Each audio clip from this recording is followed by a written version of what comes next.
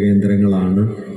പക്ഷേ പുസ്തകങ്ങൾ വായിച്ചു എന്നതുകൊണ്ട് മാത്രം വാസ്തവത്തിൽ അത് അത്രയൊന്നും വലുതാകുന്നില്ല എന്ന് ഇപ്പോഴിപ്പോൾ തോന്നാറുണ്ട്.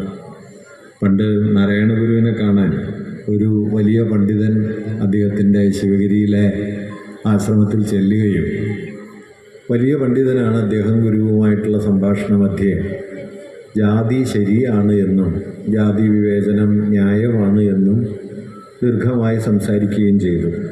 ഗുരുവിന് പൊതുവിൽ ആളുകളോട് തർക്കിക്കുന്ന സമ്പ്രദായമില്ല. തർക്കം അദ്ദേഹത്തിന് ഇഷ്ടമുള്ളൊരു വഴിയും അല്ല. അതുകൊണ്ട് ഗുരു ഈ പണ്ഡിതൻ പറയുന്ന എല്ലാ കാര്യങ്ങളും ശ്രദ്ധാപൂർവം കേട്ടിരുന്നു.